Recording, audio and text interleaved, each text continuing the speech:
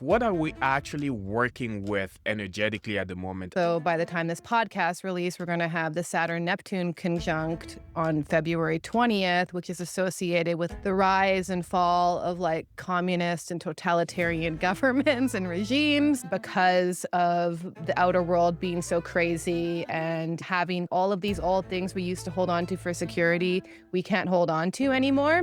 Yes. It's an opportunity for individuation. I consider alienation as one of the core master teachers. I think there's people suffering from almost like a mass alienation.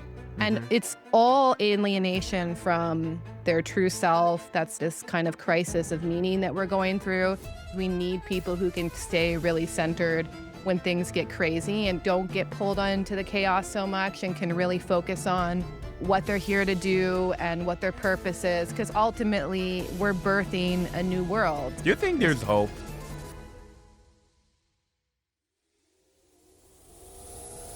So Laura, it's a deep pleasure to have you on the podcast.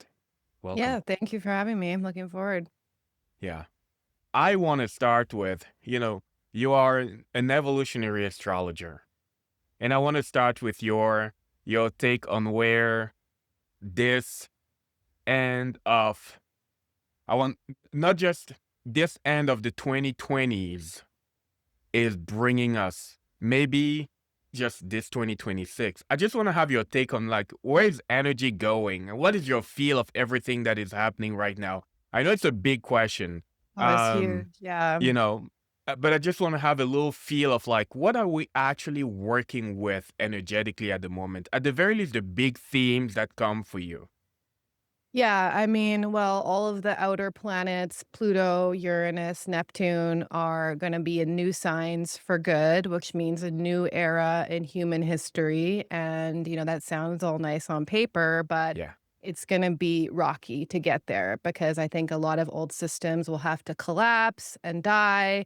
We also, by the time this podcast release, we're going to have the Saturn-Neptune conjunct on February 20th, which is associated with like the rise and fall of like communist and totalitarian governments and regimes. So, Yes. you see this in the US, there's a lot heating up here. So there's going to be, at least on like global level, a lot of political, economic upheaval.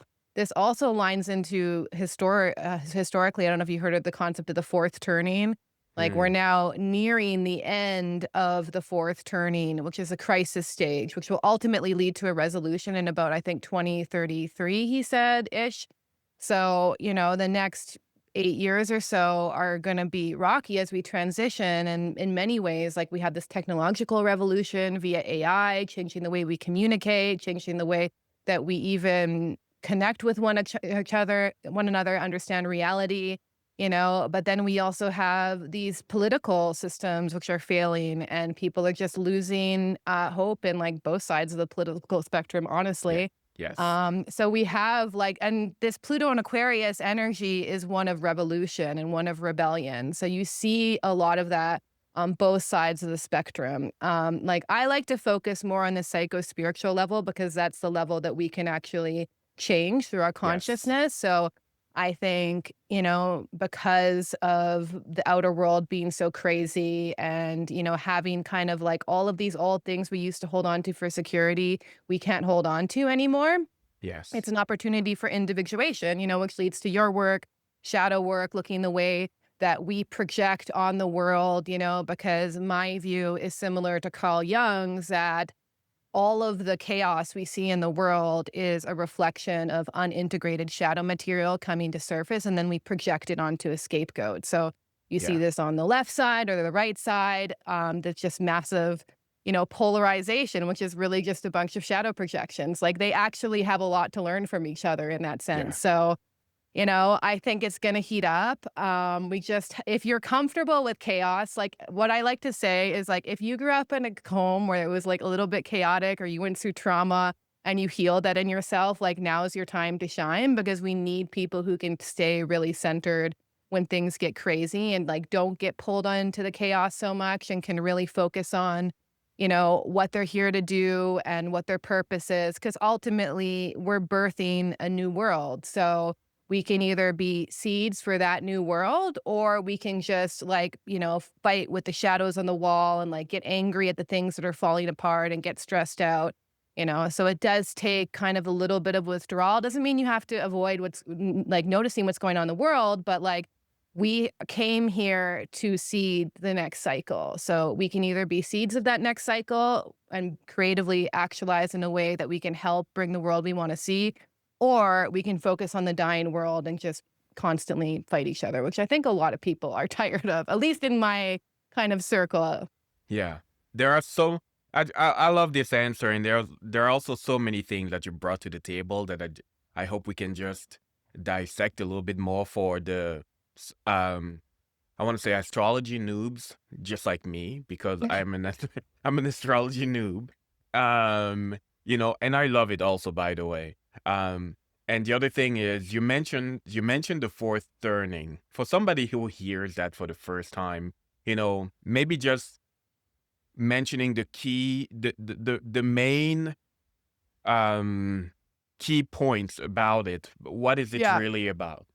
Yeah, so you can check out there's, like, lots of YouTube summaries, which I recommend. You don't have to read the whole book, but it's like a theory of generations, a theory of 100-year cycles by Neil Howe. So he kind of studied how, periods in human history last for about 80 to 100 years, and they're Hmm. separated into 20-year cycles. So the last first turning was after the Second World War, when like things were at a high and people were really excited. And then we had the 60s and 70s, which were obviously a period of rebellion.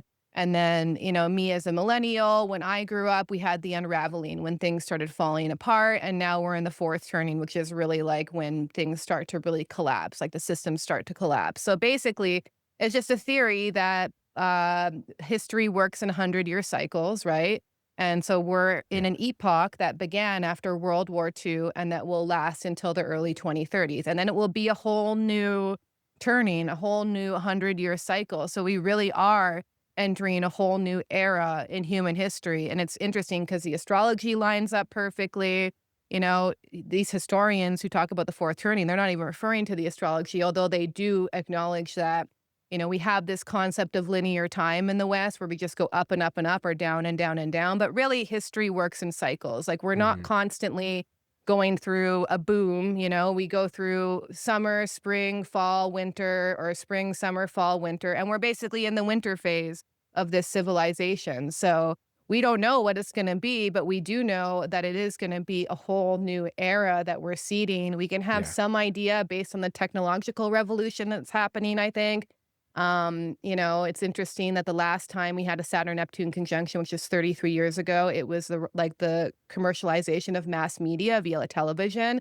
Hmm. So technology is going to have a huge part to turn in, part to play in this, but it's also going to affect us politically, socially, culturally, in every single aspect, right? So we're kind of in the winter phase where things will need to die and Yeah. collapse and disintegrate, and that's just part of it. So I know people are freaking out right now with the monetary system and financially, and you see gold actually rising up is like an indication that something is going to happen, which is why a lot of astrologers are kind of freaking out about that. Yeah.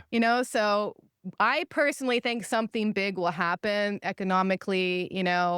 There could be some sort of large scale conflict. I'm trying not to like, doom Feed. and gloom people, but that's usually what happens at the end of the fourth turning, similar Yeah. to what happened last time with World War II. So I'm hoping actually that consciousness has refined to the point where like the wars we fight are actually more psychological than like Yes. physical, which is like Yeah. kind of what I'm seeing already is like people are like, I don't know if you have a lot of people in the US, but they're all like civil war right now, civil war. And I'm like, well, you know what? People are kind of fighting wars on their phones all the time. So maybe we're already in it and it's just going to look different than what it looked in 1776, which Yeah. has a lot of astrological correlations with what's going on right now.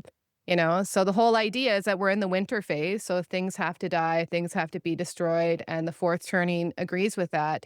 So we're in this stage of the collapse. Like if you see these, I don't know if you've ever seen these memes going around, but they talk about how millennials have lived through these once in a lifetime Yeah. crises for their whole life. That's actually what the fourth turning is saying. We lived through the unraveling and now we're living through the crisis stage of the fourth turning. Like we're just here for when, stuff hits the fan. And that's what we came here for. It lines with the astrology, Pluto and Scorpio generation, which is my generation, 84 to 94. Like Yeah. we are comfortable with chaos and we are comfortable when stuff gets crazy, actually. So there's people here, even if you're not Pluto and Scorpio, who have a specific template, who are good at this kind of death and rebirth thing. And like the crazier things get, the calmer they get, in many ways. So Yeah. I feel like everyone here was made to be here during these times. We need to stay focused because what's going to kind of happen is that there's going to be almost like a battle of like which values are going to seed the next cycle as we Hmm. kind of, near the 2026 to 2033. And so we need to really embody those values. And like, as cheesy as it sounds, we need to be the change that we want to see because we're influencing the culture, basically. That's kind of how evolutionary astrology works is like, it looks at the Pluto generations, which are like generations of like 8 to right now, 15 years. But like, it takes a lot of people to create a cultural change, right? So you have these general themes in these generations. And that's also what the fourth turning points out. They point out the different generations and the roles they have to play. So there's a lot of overlap between history, astrology, and it's all kind of lining up. And especially this year, too. It's Yeah. very fascinating. Yeah. I just love all of this. And many things that you're bringing up, you know, carry this energy, disintegration, collapse, something that is about to die. And if Yeah. somebody's hearing this and, your emotional body is panicking a little bit, I'm inviting you to take a big deep breath. I feel like we've been in this energy for a little while and we are Yeah. learning how to dance with it. We are learning how to navigate this. So if you're feeling like, when do I catch a break? I'm inviting you to take a big deep breath and to lean to to hold on a little longer. I am so curious about what sets somebody like you on such a journey because when I hear your depth and the precision that you bring to this, part of me is like, here's somebody who values truth. Here's somebody who wants to understand, who wants to map things to a certain degree because I see an astrologer and somebody who is interested in Jung's material, somebody who is interested in deep psyche, not just like the fluff pop psychology that we are being fed on our social media platforms lately. I see it as somebody who is like, I want to know how this thing works. Not just the mind, but the soul. So, what put you on this path of discovering what is true about us? Well, I guess it was childhood trauma. I guess See, that was my inspiration. one thing I I was mean, gonna say before. I think at a very young age, which is very apt for people born in my generation, the Pluto and Scorpio generation, I was always asking why. Like, why is it Yeah. like this? Why are people like this? Why do people do this? Right. So I think when you grow up in a childhood home where there's a lot of instability and things aren't being said, and there's a lot of like, difficult experiences happening, you start to analyze things on a deeper level out of survival. Actually, it's honestly a survival skill in many Hmm. ways, where you start to like trying to figure out why are people the way they are, what causes, mental illness, what causes suffering in people. Like those were a lot of the questions that drove me. And then also my own experiences. Like I experienced a lot of trauma in my teens and 20s, a lot of instability in my childhood as well. So I had to figure myself out because I couldn't be happy. I Hmm. also I went through drug addiction, excuse me, in my 20s, and that was really hard to get out of. So I had to really turn my life around in many ways in mind, body, and spirit. And I realized too that I couldn't get anyone to save me. Like, I could get people to help me here and there, but if I really wanted to figure things out, I had to figure it out myself. Mm-hmm. And that just kept leading me deeper and deeper. So I started off in my 20s, I got really into spiritual bypassing at first, actually. Yes. So I got into yoga and meditation because it kind of helped me heal my body and my mind. But then I got really into spiritual bypassing. And what I realized, even though I had all these spiritual experiences, going to India, doing all the ceremonies, etc., that the trauma was really living in my body and I couldn't escape it. And it was showing up in very obvious ways in my relationship. So I was like, okay, well, I got to figure this out because this is not, it really causes suffering. You have to look at the way that you're suffering. You have to take responsibility for it. You can't blame people. And then you have to be like, okay, how can I figure this out? So that led me to studying, Gabor Mate's work. I took compassion and inquiry, understood the whole kind of way that the trauma was stored in the body. And then I had to go even deeper. I was confronted with my own shadow. I was confronted with very intense dreams as well, which led me onto the path of Jung's work. And so it just started going deeper and deeper and deeper. It was almost like, conventional psychology, even trauma psychology could only take me so far. Mm-hmm. And there was a whole inner world of dreams, of symbols, of just understanding how there was this force like speaking to me through my subconscious that I had to figure out. Because my dreams were really intense for a while and I tried to ignore them. Mm-hmm. But they just got so intense. I was like, okay, I have to turn towards them. Similar to like in my relationships and how, I could see my trauma was showing up in my relationships. And so, yeah, and then that's kind of where I'm at now. And then that really made me very passionate about Jung's work. And I realized, wow, the dreams are basically the best therapist you're ever going to have. Mm-hmm. Shows me exactly what I'm dealing with. It like bypasses my ego and all of my excuses and all of my stories and tells me exactly what I'm dealing with. I think the complicated thing with dreams is it speaks in a symbolic language. So it Yeah. speaks in a different language, basically. So you have to learn that language to understand what it's saying. But then when you see it, you're like, wow, there's a deeper part of me that knows exactly what's going on that's starting to communicate to me.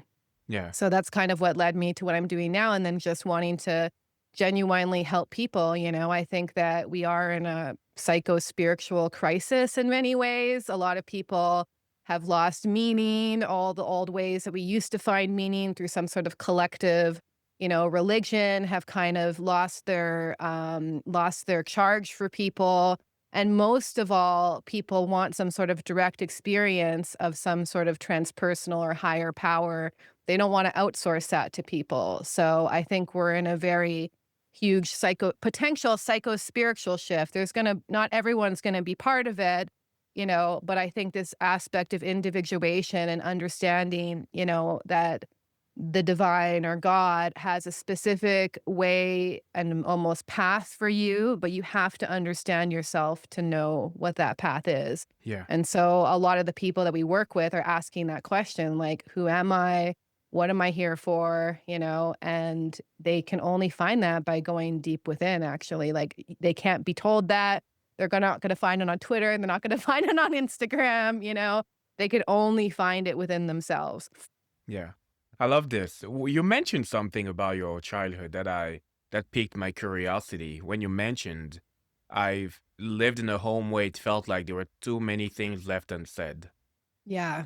And I wonder how that has informed the seeker inside of you, the part of you that knows, and maybe even your relationship with life itself. It's like we are sent on this world as human beings. We are the only quote unquote, I mean, not the only, because animals don't have like a user manual as well. But think about, as human beings, when we create something, for example, we write a manual and we're like, well, this is how you operate and put together this device, whatever it is. Yeah. But the supreme intelligence, that God is, or source creator, sends these beings down here with absolutely no fucking manual. So Yeah. what I mean by that is there are so many things left unsaid. And I wonder if that relationship that you had, maybe in your family of origin, where you're like, I mean, there's a whole bunch of shit here going on that I don't really understand. I feel like things are not really clear. Has that informed a little bit the you becoming the seeker that you are today? Yeah, I think there's many. I think, for me, I feel like I believe in reincarnation and I believe in karma. So I think that I fully believe, and I know some people find this controversial, that I chose this family, even the trauma that came with it. I chose every single part of it for a reason. So it kind of matched something that I needed to learn, right? Yes. And I think one of the things that's actually a benefit of, I have things in common with my family, but I think there's a benefit of like feeling almost like the black sheep in your family or feeling a little bit alienated from your family because it actually does help you individuate in a sense because like you kind of feel like you don't have much in common with them, You'll still have to work out your mother and father and family of origin issues, but I think that, feeling a little bit alienated and like almost like the black sheep in the family helps you individuate in a sense. It's painful because you get a lot of security from that family and whatnot. So I think it kind of helped me in that way. But to your question, my parents were both spiritual seekers in their own way. And then they kind of left it. They were kind of part of the whole 60s and 70s kind of revolution, like going to The India, seeing OGs. gurus. So in some ways, actually, I can be honest, Carl Jung says that we end up living our parents' unlived life. Yeah. Like I can see imprints of that in me. And that's something that I kind of have to unpack on my own journey is like, how much of this am I living someone's unlived life? Like how much of this Yeah. is just a continuation of something that my parents set into motion and how much of it is part of me, right? And I think there is a genuine desire, especially I think after you have a powerful spiritual experiences like I did, and you just realize that there's just more to this reality than everything that you've been told, everything you've been Yeah. told in school, everything you've been told by your parents, I think it fundamentally changes the way that you see reality. So, the rest of my life after I've had those experiences, like how can I strengthen that connection between like my true self and God or the divine and let that guide me and, work out the conditioning and like the false selves, I think you could Yeah. say that I've developed that can kind of control. And that's kind of like the journey, right, of Yeah. individuation is like unpacking all that conditioning, all the wounds and traumas, so you can let your true self be guided by that higher power. Yeah. I love this brings two more questions for me because you let's say if you believed you've chosen this family, which I'm also, I also subscribe to that belief. Do you think that to a certain degree you've also chosen their unlived lives, which means where I'm going with this is this question. I've seen of very often in our journey of individuation it's we start sometimes rejecting things that feel like the path we inherited to a certain degree. Yeah. Hey, I want to say thank you for tuning into Enheartened, and I do not take your presence here for granted. So if you enjoy the show, wherever you're listening to it, I'm inviting you to subscribe, to leave a review. This show was designed with the devotees of truth and self-liberation in mind.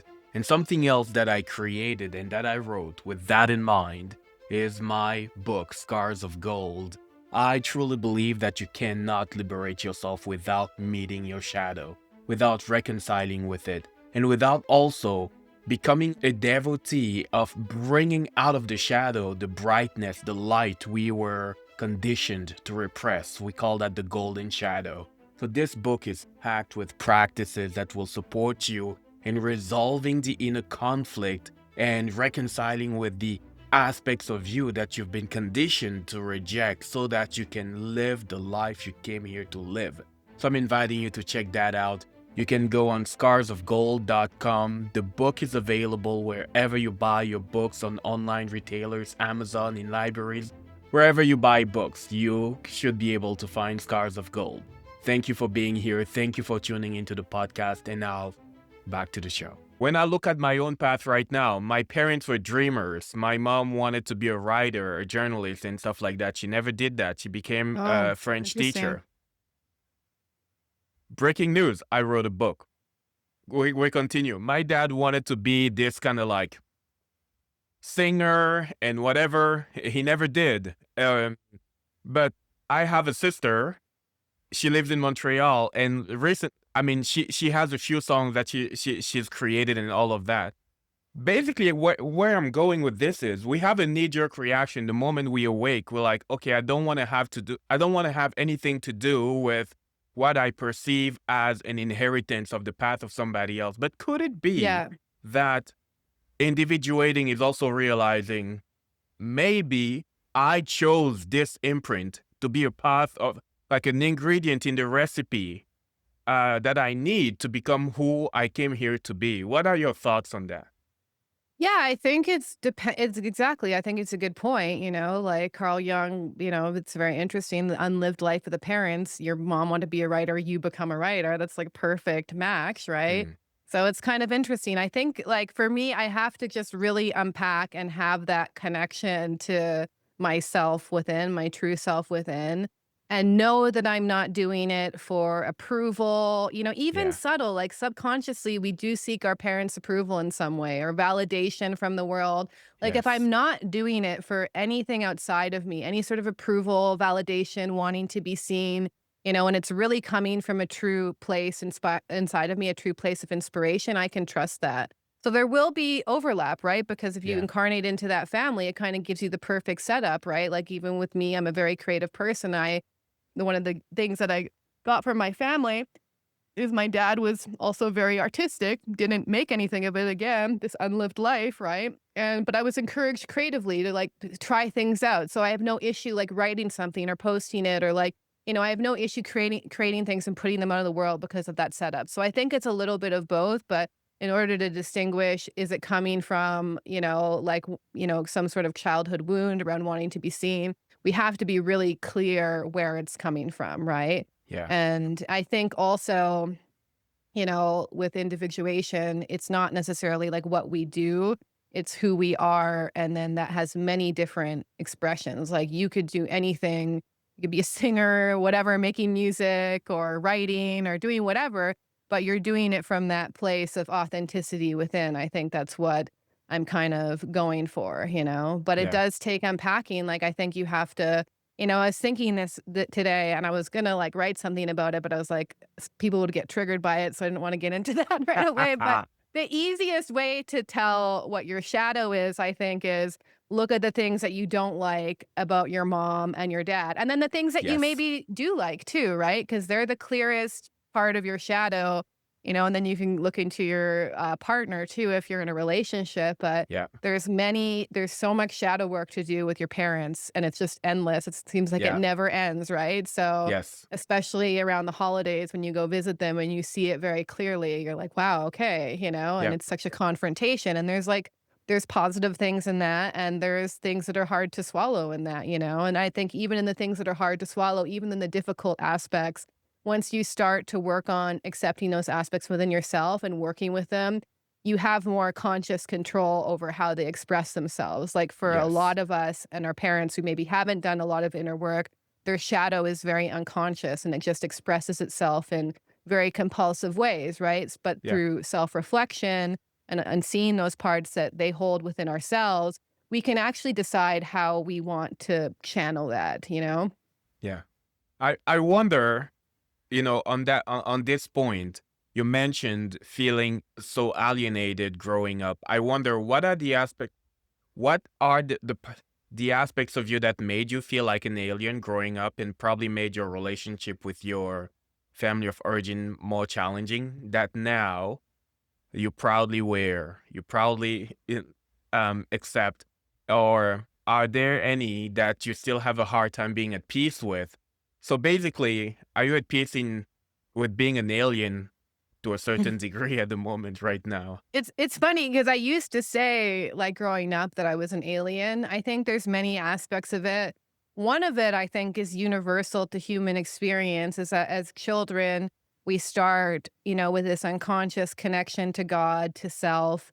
And then actually through the process of ego development, of developing an individual sense of self, an individual identity, we actually have to get alienated from that original source. So there's almost like an archetypal experience of alienation and disconnection Yeah. from source that needs to happen in order for us to develop that separate self, right? I know for me, I grew up in a very small town in Northern Ontario. I was like half Asian, but my siblings had Indian names. So like there was many aspects of myself that didn't quite fit into the culture that I was in, which is Mm, also part of my astrology and my karma. So I think when you're kind of like already something about you, even just physically, you're an outsider, it yeah. just gives you a very different orientation to the world where you're like, okay, like I can't just blend in with other people. They already Hmm. see me as different. So, like, that just sets you on a different path. And I think that's just a natural process of like, I think it's just more heightened when you are kind of like a cultural outsider in a sense. I was born in Canada, but like I visually look different. My religion of my parents was a little bit different. So I think it just intensifies that. And I think that, alienation is actually a necessary, if it's temporary, experience so that you can really go on that search to really, really discover who you are, and, it really does start the spiritual search too, right? We become connected with source, alienated with it, and then we unite with it consciously again with Yeah. individuation. So, I think that it's necessary. I think we always go through those cycles. I think we're even, especially in this world that we live in today, I think there's people suffering from almost like a mass alienation. And Hmm. it's all alienation from their true self, from God, basically. That's like this kind of crisis of meaning that we're going through. But the kind of challenge in this day is that the old forms are not gonna work anymore. Like, usually, we used to have this kind of communal religion that we used to subscribe to, and I know a lot of people still have that these days, but, I think the culture and the way that things have changed are demanding something different from us, so we need to Yeah. have our own personal relationship with God and not just, tell a priest to tell us what to do and what to say and who to be. That's not gonna work anymore at this level of Yeah. consciousness. So I think it's a natural phase, and I think it just got heightened with me, because I was just very different in many ways, I think I was also the thing about, like, kinda having parents who are kinda busy fighting with each other is you get a lot of time to, like, do whatever you want, and, like, Yeah. you kinda grow up a little bit more wild, and I think that kinda helped because, like, a lot of the kinda ways that society was conditioned, I feel like I didn't get that same conditioning. But, Mm, yeah, I think it's a necessary stage, and I think a lot of people, if not everyone, has to go through it. I think the issue is that what I see, especially in the people who come to us and who work with us, is that they've been in that stage for decades of feeling alienated, and it's really an alienation from their true self. yeah. So, that's where the inner journey really begins. Yeah. I consider alienation like one of the you use the term archetypal experience. I really see that as one of the core like master teachers, like Yeah. alienation, even humiliation, um, feeling almost like ridiculed for who you truly feel like you are. Um, on that point, there's something that comes up. I feel in your energy such a massive, correct me if I'm wrong, but to write the way you write, I feel like there must be such a massive rebel to even remain an outcast for a while. Because if you're not going to be an outcast growing, if you are going to be an outcast growing up, there needs to be a little bit of a rebel that says, I'm not going to fit in. I don't know how to fit in. I don't even know if Mm. I can make myself fit in. So there's a little bit of that rebel archetype, if I'm going to name it that way, that transpires through your writing, to even challenge addiction, there needs to be a fire that emerges from within that says, okay, that's fucking enough. Yeah. So I want you to speak more on this. And also, I feel like this is a trait that is Mhm. needed collectively at the moment to be reclaimed in our relationship with either old ways, power structures. So I'd love to hear your thoughts on this. Yeah, I think, one of the things that used to get me into trouble, because when you grow up in a certain family, where things are not being said explicitly, there's like a lot of unconscious agreement that we don't say things, we don't Hmm. talk about this, we don't point this out, right? And as I grew into my teenage years, I didn't do that naturally. So, that got me into a lot of trouble because I was kind of breaking the unspoken rule that we don't talk about this, we don't ask about this, right?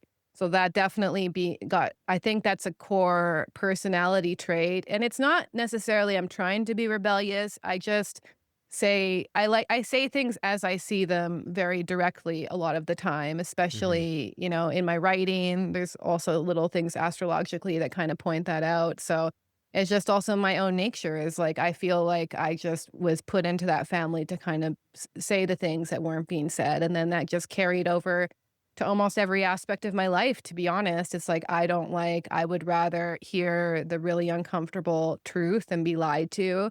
I think also I have a certain like detector in me where I Yeah. kind of have a little bit of hypervigilance where I can tell when things are like being hidden and I want to know what the truth is, like a very investigator kind of archetype, right? Hmm. So, and I also think that there is an aspect of rebellion that goes with individuation where I forget who said it, but I was reading a book by a Jungian lately where in order to individuate, you have to betray your parents, right? Hmm. So you have to betray something that you were conditioned to think or believe or about who you are, right? You have to kind of throw that off. And I think especially in the past 5 years, it's been really hard because it was either like I just I couldn't fake it anymore. I really couldn't. Like there's something bubbling up in me, I think through my own journey, whereas like I can't lie to myself. I can't lie to other people. I can't pretend anymore. One of my issues is like I'm not so great at putting on the fake persona that everyone Yeah. else is. I need to like work on that a little bit. Yeah.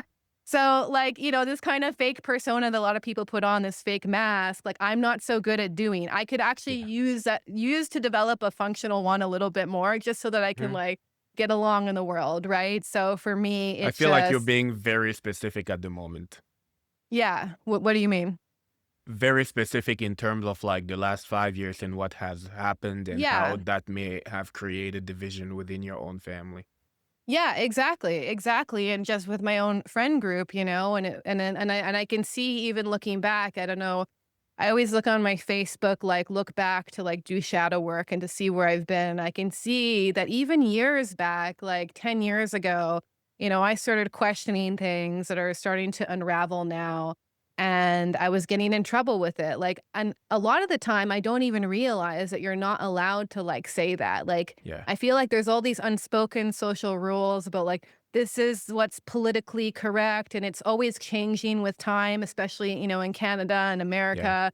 So, and I'm not like that. I'm like, why? I have I forget what it's called, but on this kind of like big five personality test, I took it once. It's like a regular psychology test, but I Hmm. have what's called like high degree of openness. So like I always consider different options and I'm open to considering different angles and opinions. And in a lot of the way that society has worked, especially, since 2012 when Neptune went into Pisces, has been like, you need to say this and this and this, and it needs to be politically correct in this way. You're not allowed to say it this way.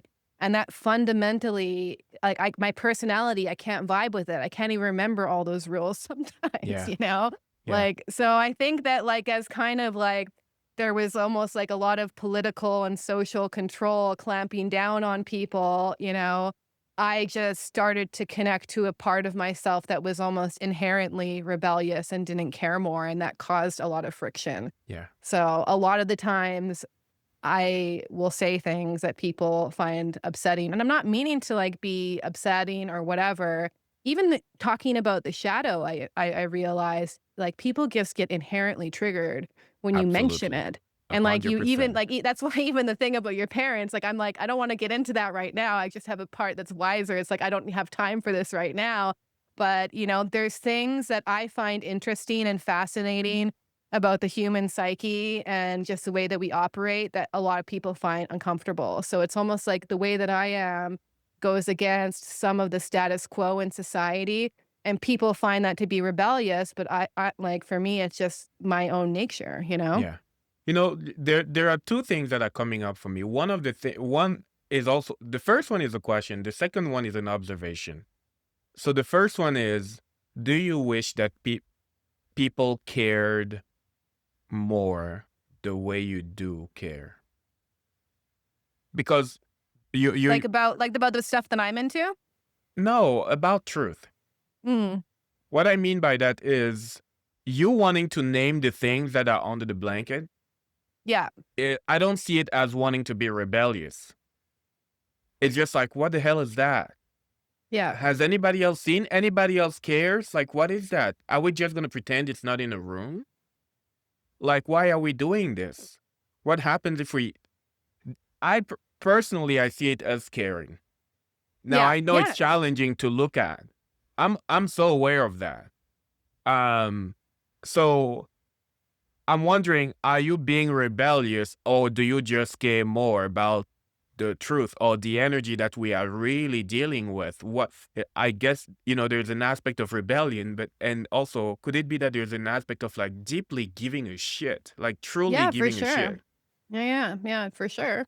Like, you know, um, and, I don't expect other people I understand that the reason that people don't wanna look at things is because of something painful there. So, Yeah. I've learned I used to, like even my husband still I gotta watch out. I kind of, like, railroad him with, like, the truth sometimes. I gotta, like, kinda, like, honor those defenses because they're there for a reason, right? Yeah. So, like, I've learned to do that. I used to just kind of speak it out, but, we have to honor those defense mechanisms in people or they don't wanna look at things because, they're there for a reason, they help them Hmm. survive in some way.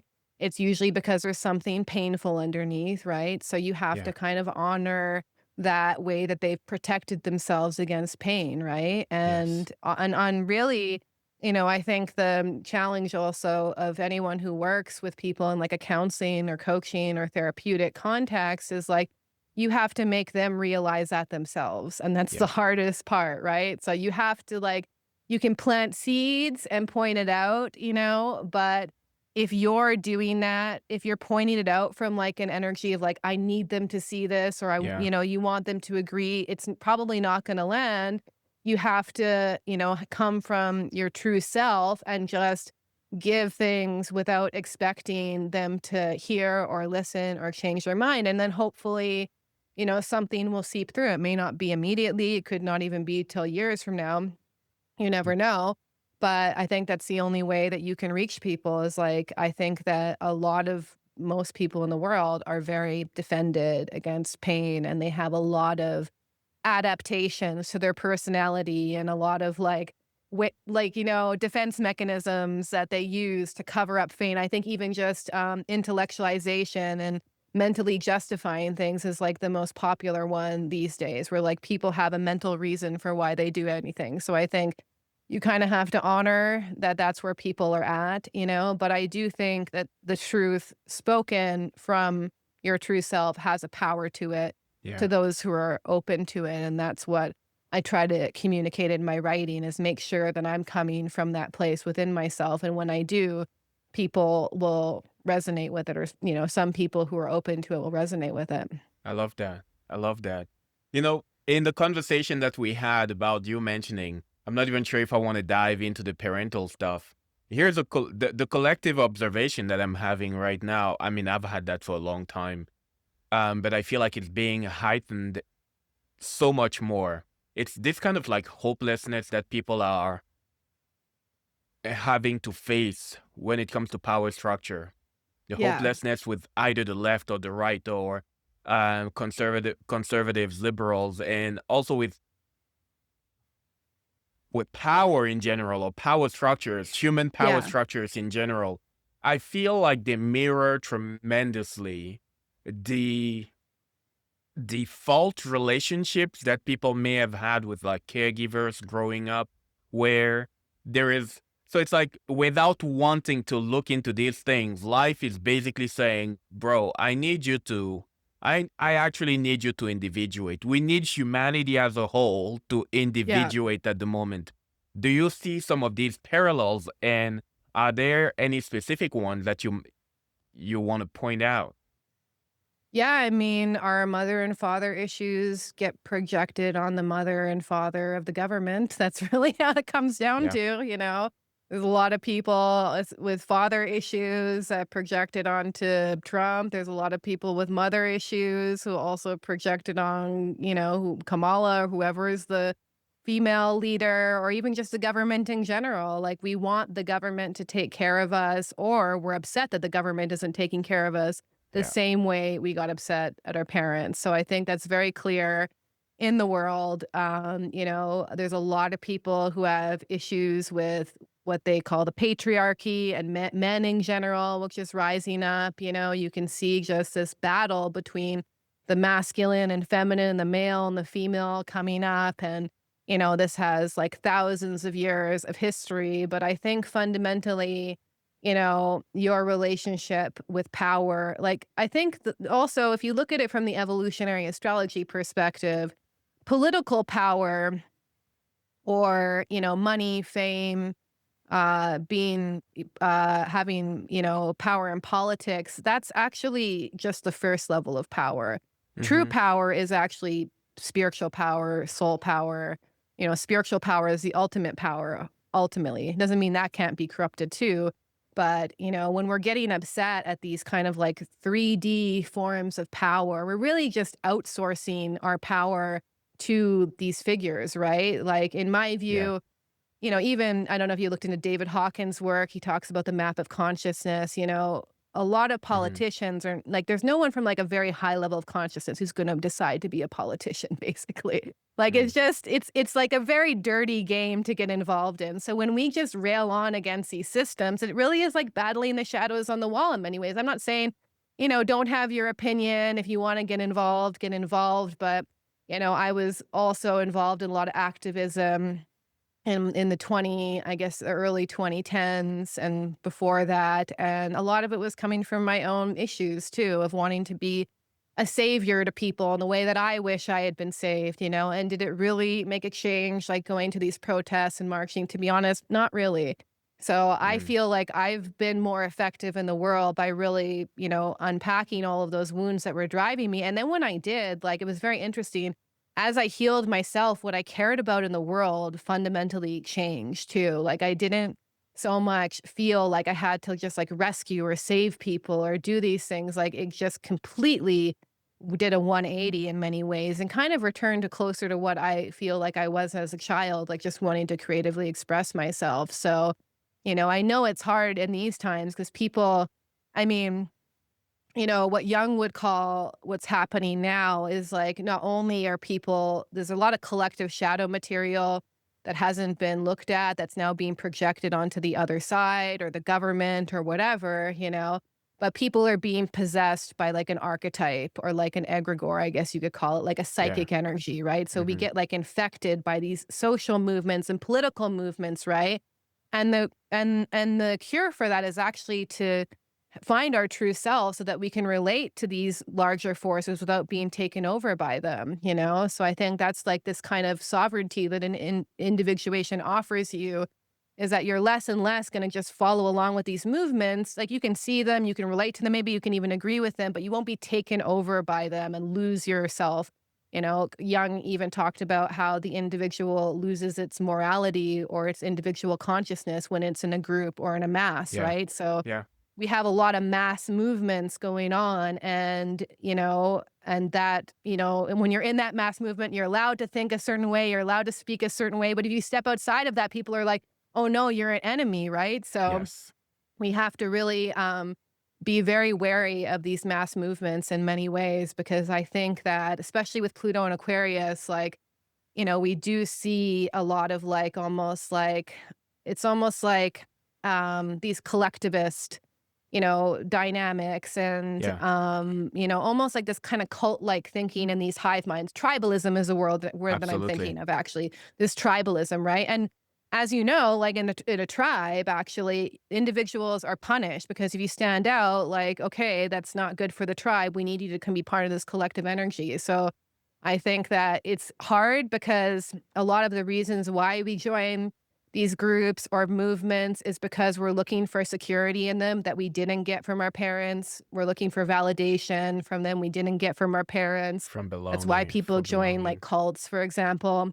Yeah, So it really does come back to like looking at those early parental imprints because like when you kind of cut off that source of security, it's very hard at first. Like you have to find a source of security within yourself. Otherwise, it will get misplaced onto a movement, a guru, a teacher, anyone, right? You'll just get this yeah, surrogate parental figure. yeah. And how I'm wondering, how did you clean up your own relationship with God?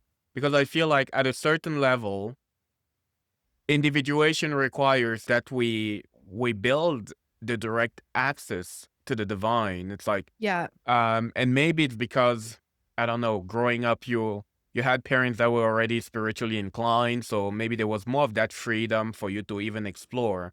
And I really feel like during times like the ones we're experiencing, either people go towards fundamentalism even harder because it feels Hmm. secure, it feels steady, it has been there for like millennia, or they, you know, I don't know, they go south. You might call it this way. It's like, um, Like I'll soften my atheism. judgment there. Yeah, atheism is part of it. It's like, oh, I don't want to have anything to do with God. It's like, this is all bullshit and things like that. And we also see what some people usually call, you know, like to look down as the new age and everything. It's like, it's just going all over the place. And I also feel like there's this invitation for spiritual maturation where a direct relationship, that's my personal belief there.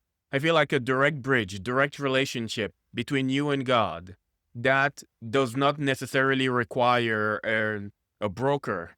I see most Yeah. spiritual teachers and most like, it doesn't matter what you tell me. Priest, guru, whatever, to me, that's just a broker.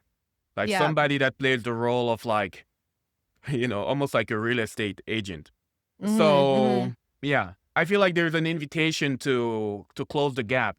To Yeah. You might still need a broker some here and there, Yeah. sometimes, but that role wants to be played mostly by you right now. I wonder what are your thoughts and what was your process? Because I believe that to write in the way you have, something needed to happen for you Hmm. to reclaim that position of like, okay, this is between me and God from now on. We're gonna move together. We buddies, we pals, or whatever. Um, Yeah. so I'm curious about your journey there.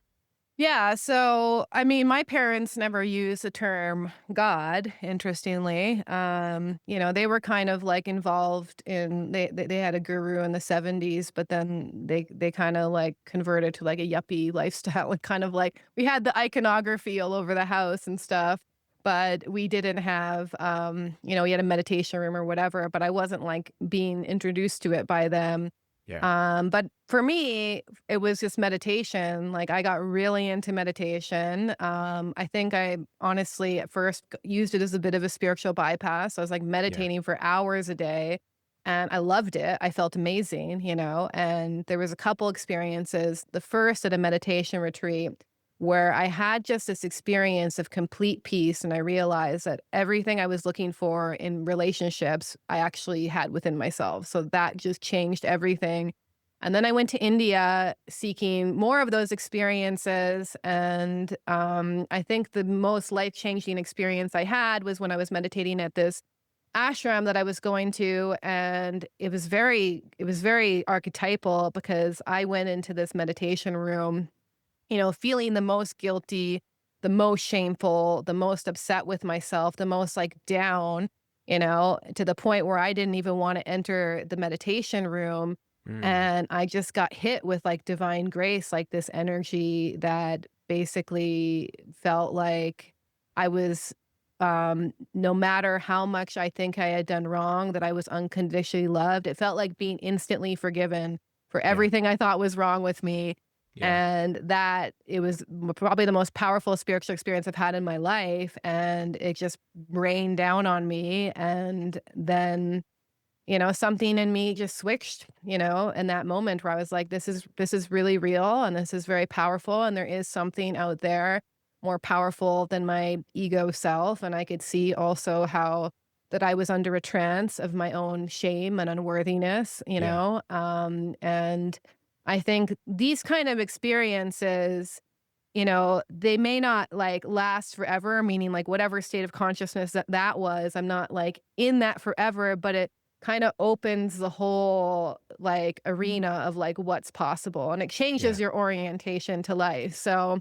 I'd never really, I don't even think, use the term God until I had that experience, and it's kind of hard now because I use the term God and I see that a lot of people have negative associations with that because they've had very negative associations with religion. It's a whole other story, so you can use whatever term you like.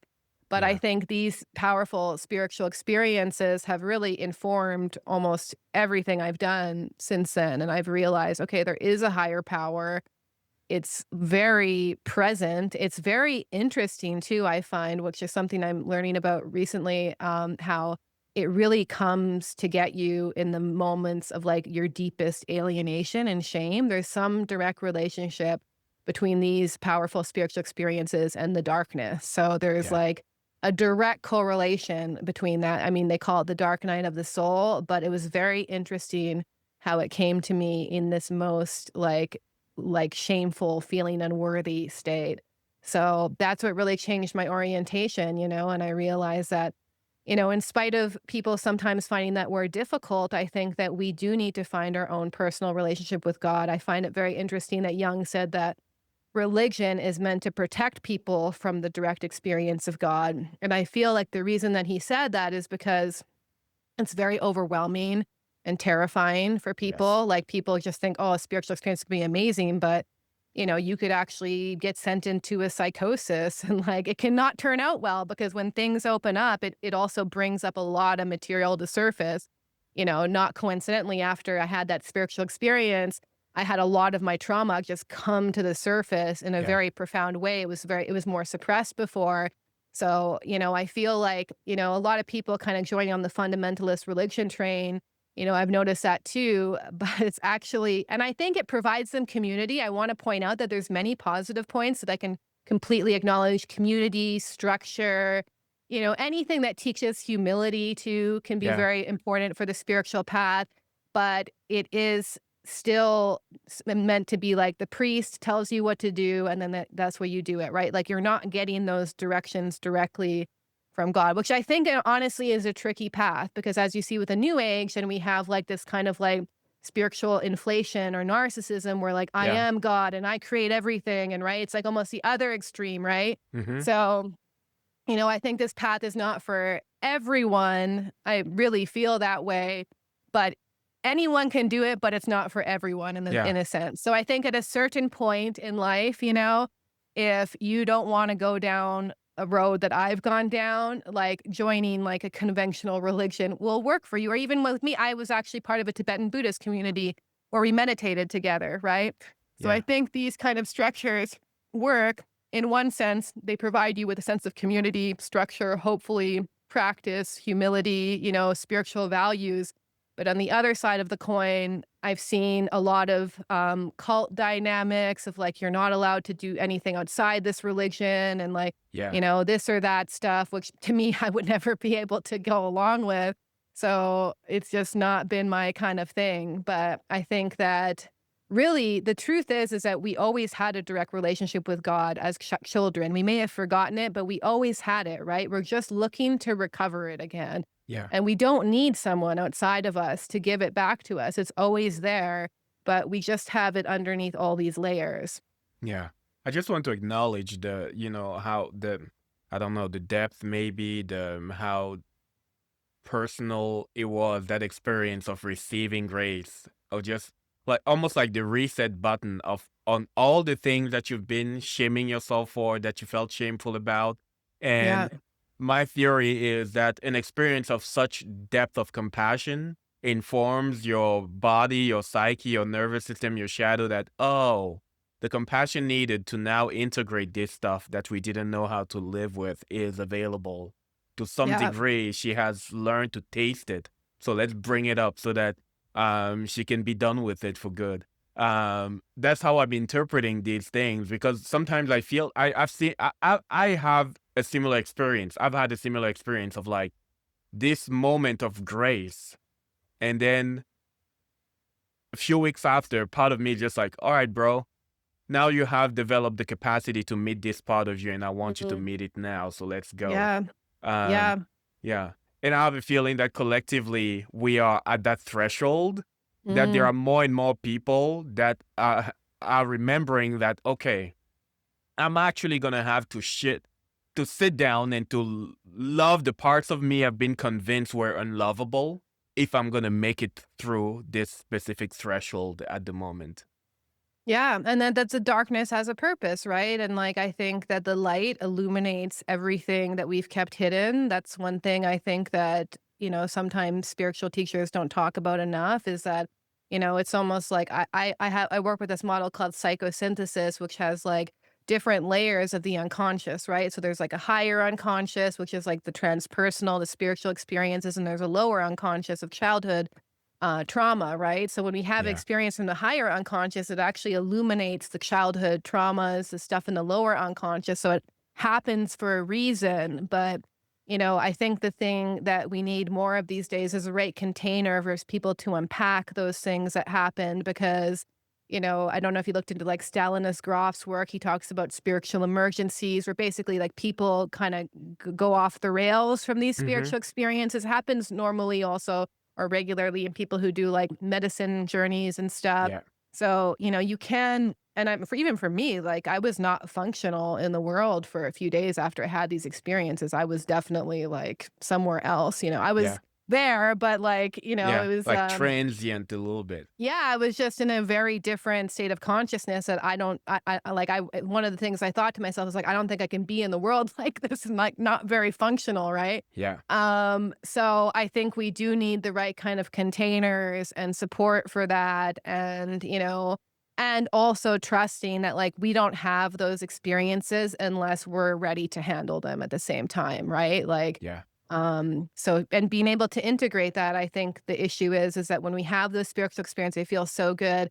People just want to feel high all the time and want to be there all Yeah. the time. But actually, when they descend and all of their kind of stuff that they haven't looked at comes up, it's like, wow, now you're ready to actually deal with this and like don't spiritual bypass or don't go to like a next medicine ceremony or try and like do more breath work. Like go into that actually, because Yes. that's the way that you can actually ground that experiences because it takes a lot of psychic energy to suppress all that material, like, it really does, like, it's exhausting, and that's what makes us feel like we're not living the life that we want to. It feels like we're not our true selves is because 'cause we're actually in many ways, we're lying there's all these ways that we're lying to ourselves and things we're not looking at, so, even though I think it can be hard to look at those things, I think we live in a great generation where there's a lot of talk about trauma, even Jung's work about Yeah. the shadow Yeah. is more commonplace, so even if you look at what we have available versus 10 years ago even, like, we have a lot more stuff out there. Yes, there's a lot of, like, pop psychology and stuff, but there's also a lot of knowledge out there that can help you kinda navigate these things? And Yeah. I also think it's important too in these times, once you work with it, to, like, not make that your identity because your Yes. identity is not a traumatized individual. The whole point is just to deal with that so you can recover who you truly are again, and not getting caught in this constant, like, something is wrong with me and I'm like, I'm deeply traumatized. Like, I think we're all traumatized to various degrees, but that's also not your true nature too. Yeah. There's something that you said here that think is so pivotal. It reminded me of, I think it's you. You wrote a post about it. I'm not sure how recent that was, but it's like we invited to move from the glorification of the victim to the maybe the reclamation of the Warrior. hero, the warrior, or something Yeah, the like that. warrior, the hero. Yeah, yeah, it's Neptune in Pisces to Neptune in Aries, actually. So it's very interesting. Neptune entered Pisces in 2011, 2012, and that's when we had this whole thing about like kind of almost like a contest, like who's the most oppressed, who's the most Yeah. traumatized, like, and like almost like, and I think it was, I want to also point out, I think there was positive aspects of that because it was really important for us to actually look at that collective trauma and look at the ways we've been affected and not just turn a blind eye or spiritual bypass, even though Neptune and Pisces was also a lot of spiritual bypassing too. But now I think the shift will be like, who am I?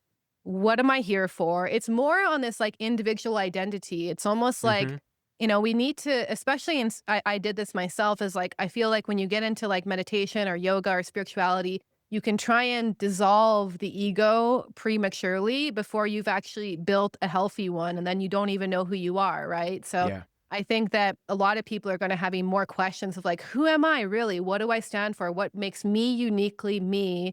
And how can I live that in the world rather than just like, you know, dissolving or feeling like they're helpless or they're a victim to circumstances, or they're just, you can't do things in the world because I'm oppressed, right? It's more going to be like, no, I need to take action. I need to do something. I need to discover who I really am and what makes me uniquely me, which I think this is the journey of individuation, is that like God has a unique expression in the way that it's going to come through you, but you need to be able to get through the layers of conditioning to reveal that expression. So it's a very it's a very different energy we're entering right now, and we're just in it. Like Neptune's at 0 degrees right now.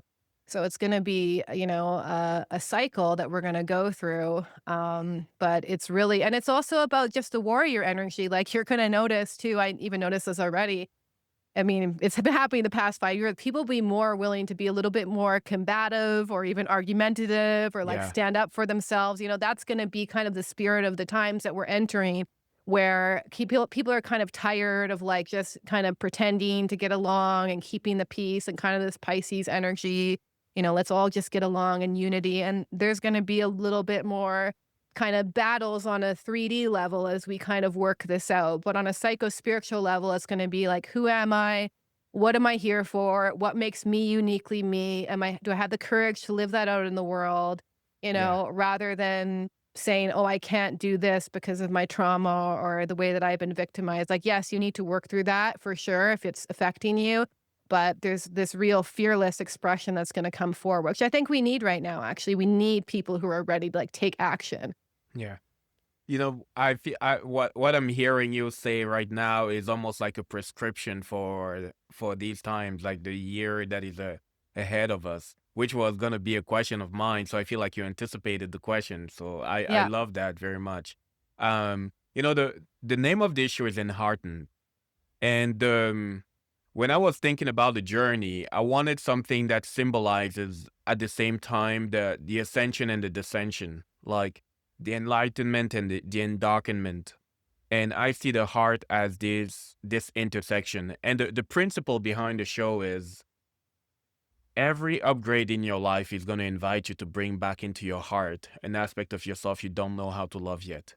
It's going to Mhm. demand that you learn to just, yeah, literally integrate, find a way to love an aspect of yourself that you don't fully know how to love yet. And it's, for me, as long as we're human, we are still on that journey, because if we were fully integrated, I don't think the human body can hold the frequency of a fully integrated being. I'm not that, that's my own personal bias. So I'm wondering, what are aspects of yourself that right now you are still learning how to love? Hmm. Um, that's a good question. I mean, what you're speaking to is acceptance. Very interesting. I've been thinking about lately. That's like the quality of the self. The more we feel acceptance, the more we're actually in self energy.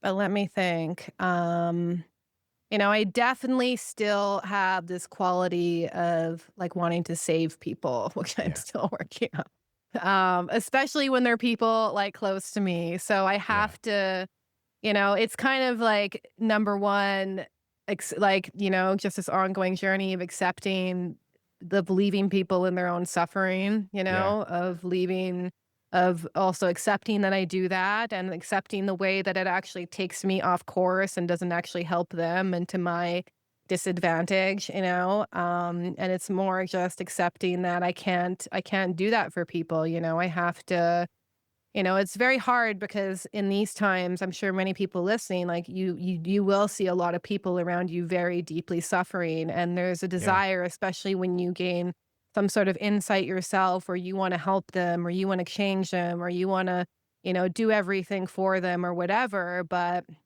number one, you can't help anyone who's not ready to take the help themselves. And if they were ready to help themselves, they probably wouldn't need you to do it for them. Yeah. So you have to allow people to make their own choices, even if it's really painful to watch. And I think that's kind of an ongoing journey that I hear a lot of people deal with is like, I think when you open the heart, you do feel this, you feel everything more. You feel the pain, you feel the suffering, you see what people are doing to themselves. And because you feel that, there's a huge impulse to wanna fix it actually or change Yeah. it, and it's actually the most powerful thing in the world to just be with that. It doesn't mean you don't help them if they ask for your help, but just to be with that without feeling like, "I need to make everything okay for you so I will feel better," Yeah. really, because we all have our own free will, we're all allowed to make our own choices in life, and a lot of people many ways, unconsciously, they choose to suffer in ways that are unnecessary. So, the best thing we can do is just hope that our being will affect them or change them in some way, but we ultimately have to let people leave people where they are if we need to. Yeah. Because And I think that's that, yeah. yeah, I mean the challenge of being able to do that I is so I mean it's a great challenge. I relate so much to that specifically because I think um being possessed by the savior archetype is a little bit of what put me on the path that I'm on right now. And Mm. shedding that identity, shedding the grip of that archetype has been just an initiation of its own.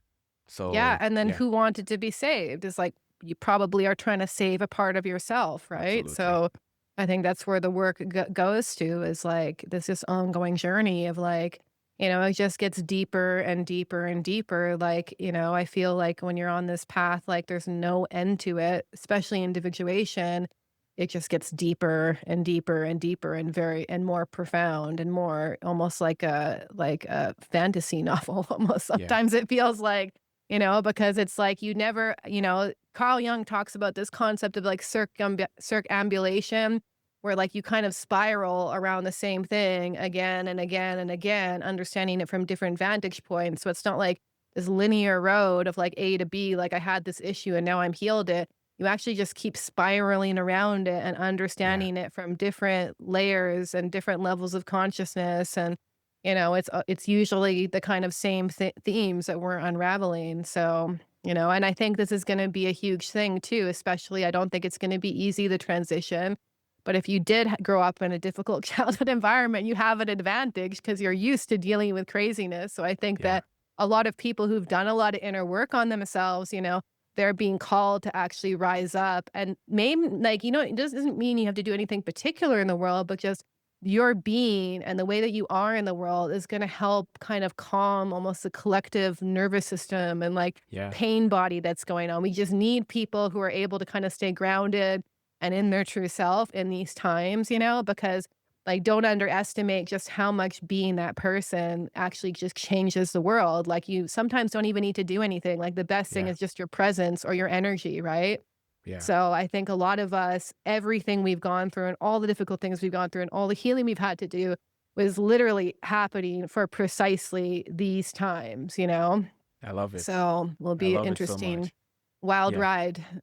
I have two final questions that I would love to bring up. The first one is, it took me, I think, a couple of years to finish that a book, Scars of Gold, and every person that I've invited on this show since I started it, I've been curious, what is their own scar of gold? And to me, a scar of gold is basically a wound that uniquely equipped you for being of service in the way you are right now.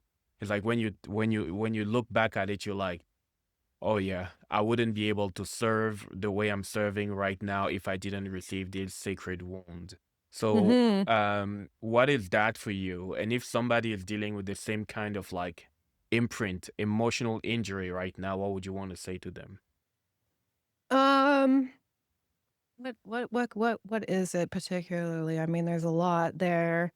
Um, I think that, like, for me, I have, like, both a mother and father wound, so I, like, hit the jackpot there.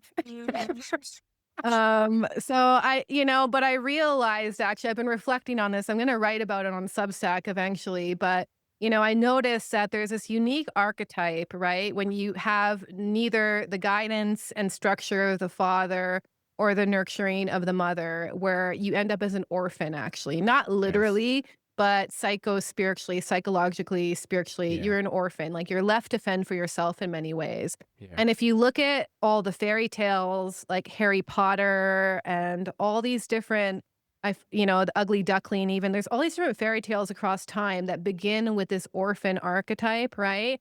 And what's very fascinating is that the orphan often has a magical power, right? Hmm. So it's almost like by not having those bearings, you get some special gift. And I think Yeah. that's going to be unique to each person, right? Because you have to discover what it is. And I think, something that when you have a more stable family of origin, you get this security that people who are more these orphans don't have, right? Yeah. So that sets you on a very different path because you don't have those forms of security. Yes, it can be more difficult at first, but there's something very powerful that you will end up with that you may not have ended up with if you weren't an orphan. Like if Harry Potter didn't get abandoned by his parents, right? Or didn't his parents got killed actually, what would have happened to him?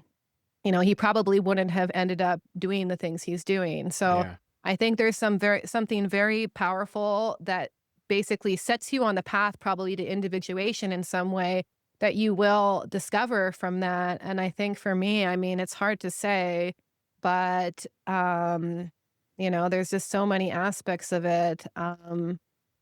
But it really helped me. It honestly helped me individuate because I had to cut the cord very Yeah. early, and I think trauma also helps you individuate early because it kind of makes you lose your bearings in a sense. So, there's many gifts and very difficult things that happen to people. It takes some work to uncover that, but it can set you more on the path of discovering a deeper purpose and why you're here. Because, sometimes when you end up with a more secure situation, you just go along with the program. You go to Yeah.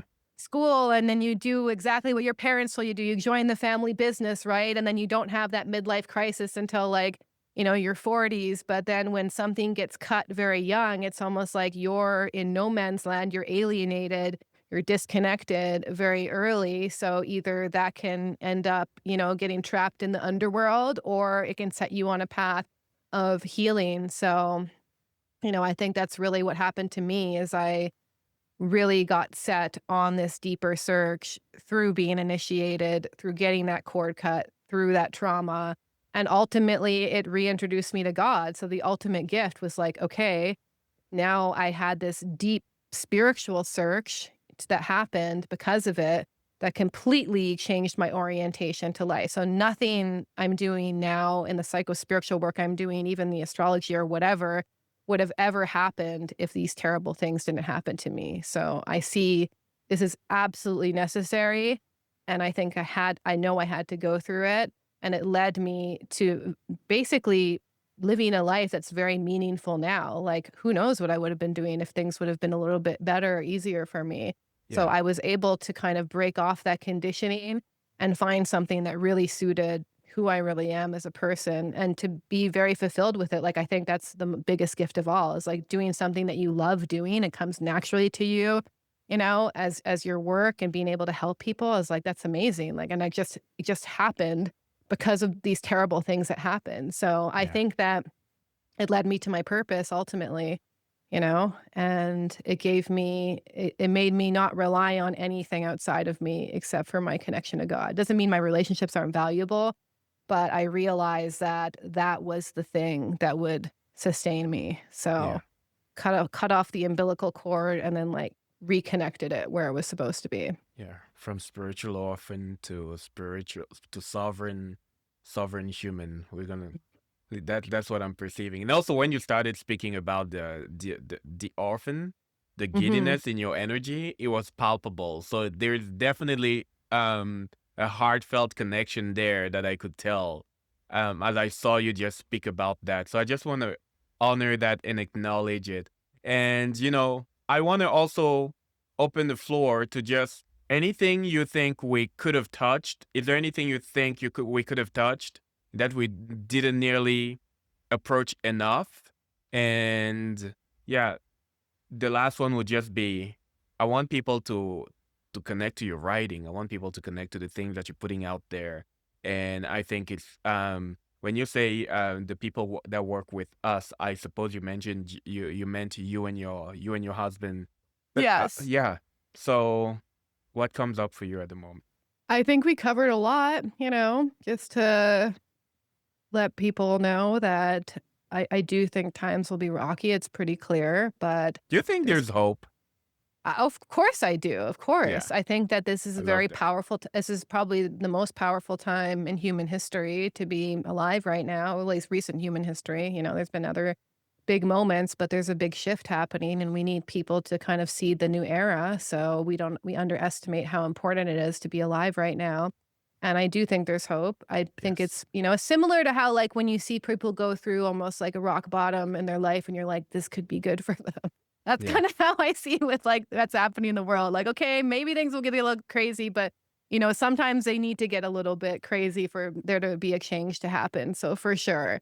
And yeah, my husband and I, we do a podcast. You can check us out at Cosmic Matrix. Cosmic Matrix Podcast .com, or just search up Cosmic Matrix on any platform. You can find me as well on Substack. I'm mainly on Substack now. I kind of am trying to move away from Instagram, but I am on Instagram too. If you look up Laura Matsue, so my first and my middle name. We do group coaching with people. So you can go to, is it up on the, let's see, you can go to timeoftransition.com and you can kind of get more info about that. But you just listen to our podcast. We have tons of info if you want to hear more about the astrology or the fourth turning or what we see happening. And like we kind of combine what's going on in the world with like the inner work that needs to be done. So you can get a lot of more interesting info from our podcast. And yeah, I think that's it. I mean, I think I'm a very realistic person. Yeah. So I like to like I know people like to like make things seem nicer or whatever, but I just see things as a necessity too. I think that when you have to connect to something outside of this world, like God, basically, in order to not get caught up in the drama of this world. I think there's a huge lesson in like being able to be detached without being dissociated these times, right? Yeah. Because it will get crazy, but objectively, I think it needs to happen. And I think ultimately it will be good because I think society needs a profound shift. And this is what these times are going to offer us. Yeah. To your credit, to people who've listened to the conversation, I just want to say you could get a lot more raw than you've been in this conversation. So I think you've been very real in a necessary way. I think you didn't paint a doom and gloom picture. I think we don't need to go far to be faced with like just the news. It's like doom and gloom on steroids, like Yeah. seriously. Because So that's what matches that's what people are feeling inside. Like we're yeah, creating this algorithm too. yeah, absolutely. So I just want to say I love the grounded, very lucid approach to spiritual exploration that you have. And that's one of the things that I find refreshing about you. So I am extremely grateful that you are willing to join this conversation. And to everybody listening to this, I'm inviting you to check Laura's writing. And yeah, I think it's a healthy dose of sobriety, honestly, in a world that is sometimes either too much in doom and gloom or too much in just like, I don't know, bypassing. So thank you Yes. so much. It's been an Thank you. incredible honor to have you on the podcast, and I'm delighted for I just love what you're creating and putting out there. Thank you so much. Thank you.